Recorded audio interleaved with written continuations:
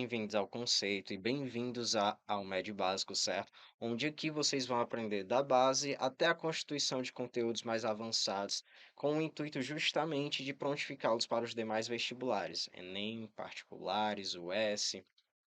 Na nossa aula de hoje, a gente vai falar sobre matéria e energia, e especificamente sobre os modelos atômicos, como tudo começou, certo? Eu sou Marcelo Alves e serei o professor de química de vocês. Mas, para falar a verdade, o que seria a química na nossa vida? O que seria a química no nosso dia a dia? A química constitui exatamente tudo. É a ciência que estuda basicamente todas as transformações e a energia relacionada a essas transformações. A química está presente desde o nosso ato de acordar até nosso ato de dormir, de comer, de respirar, certo? E a química é muito cheia de histórias. E a história de hoje vai começar justamente lá na Grécia Antiga. Vai começar sobre a história em si da química, certo? Em nossas aulas, a gente vai estudar inicialmente sobre os modelos atômicos, certo? Partindo da teoria atômica em si, mencionando com relação à distribuição eletrônica e finalizando essa partezinha de atomística com a geral. A teoria atomística teve desenvolvimento lá na Grécia Antiga durante o século V, certo? Foi formulada por dois filósofos então, Leucipo e Demócrito. Na época, a história é até um pouco enfadonha, porque eles estavam observando alguns gregos quebrando rochas, e cada vez que eles quebravam as rochas, via que a rocha diminuía de tamanho, mas não deixava de existir.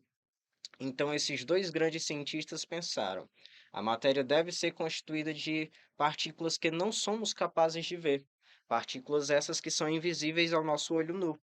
De acordo com os filósofos, a matéria é constituída de minúsculas partículas elementares, quais Demócrito nomeou por átomo, e tudo quanto existe atualmente seria formada por átomos. A palavra átomo do grego significa o seguinte: a de átomo, não, e tomo de divisível. Em outras palavras, a palavra átomo significa não divisível, e durante muitos anos foi justamente essa concepção de que firmou-se sobre o átomo, que são partículas que constituem a matéria, sendo elas não divisíveis. Com o decorrer desses slides, a gente vai ver também com relação aos novos modelos atômicos que foram surgindo, novas proposições e novas ideias sobre o que seria o átomo. O primeiro dos modelos atômicos foi justamente o modelo de Dalton, certo? Também conhecido como o modelo da bola de bilhar. John Dalton propôs a teoria do modelo atômico, onde o átomo em si é uma pequena esfera maciça, impenetrável, indestrutível, indivisível e sem carga. Nela, todos os átomos de um mesmo elemento químico são idênticos entre si, vão variar apenas em tamanho e coloração. Para ser sincero, o modelo de Downton ele não teve nenhum tipo de embasamento científico, mas atualmente ele é muito importante quando a gente se refere à química para o estudo de gases e para a comprovação das leis ponderais. Downton ele mencionava a seguinte: primeiro, o átomo é uma esfera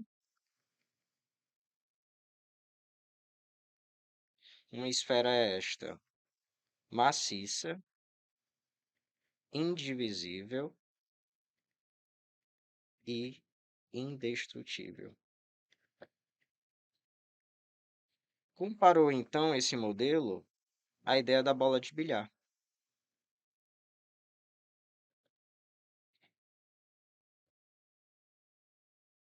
De acordo com Dalton, as partículas elas se organizavam entre si para a formação de moléculas.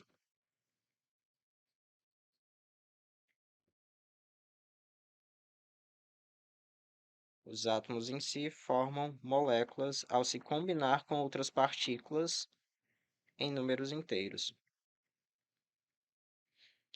Os átomos eles vão diferenciar entre si apenas em questão de estrutura e tamanho.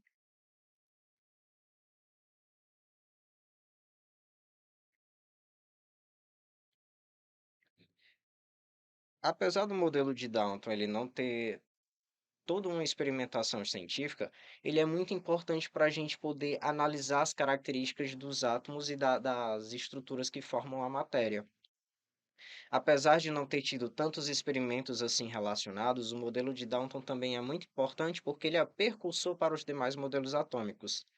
Óbvio que o átomo, como sendo uma esfera maciça e semelhante a uma bola de bilhar, ela não vai apresentar características de reações, ela não vai explicar os comportamentos das transformações químicas que atuam sobre o mundo. Surge então o nosso segundo modelo atômico, que é justamente o modelo de Thomson. Joseph Thomson propôs que o átomo consiste de uma pequena esfera carregada positivamente, na qual pequenas partículas subatômicas, qual ele denominou de elétrons, estavam fixas. Joseph Thomson, ele comparou seu modelo a um pudim, da seguinte forma: imaginemos que temos aqui um pudim. O pudim seria justamente uma massa protônica, ou seja, uma massa de carga positiva, ok. E dentro dessa massa, certo, ficariam justamente algumas partículas de carga negativa, qual ele denominou por elétrons. E assim, o átomo ele já não era uma esfera sem carga e indivisível. Na verdade, o átomo ele já passou a ser divisível, constituída por partículas negativas que estão incrustadas numa massa protônica positiva. Então, é justamente essa a ideia do modelo de Thomson, que o átomo é formado por elétrons. Detalhe nessa palavra porque ela é cobrada muito durante as questões, incrustadas ou mergulhadas, por elétrons que ficam incrustados numa massa protônica.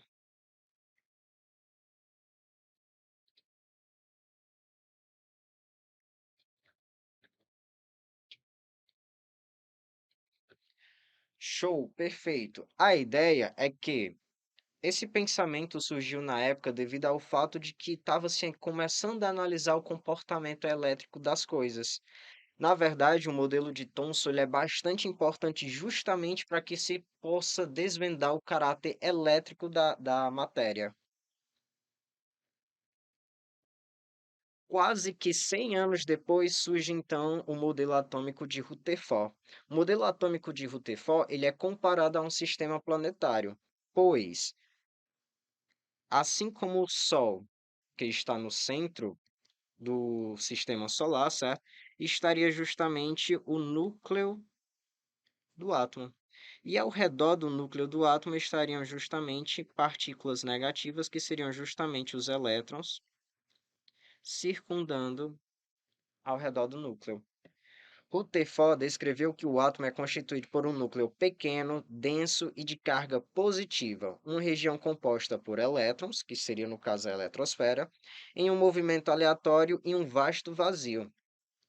Para consolidar o seu modelo atômico, Rutherford ele propôs justamente através dos experimentos com a radioatividade.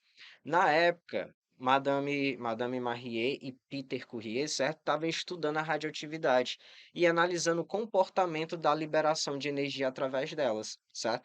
Rutherford, baseado justamente nesse conhecimento, utilizou para si para propor o seu modelo atômico. O experimento é bem tranquilo. Na verdade, o que que o Rutherford fez? Ele apontou laser contra uma placa de ouro, certo?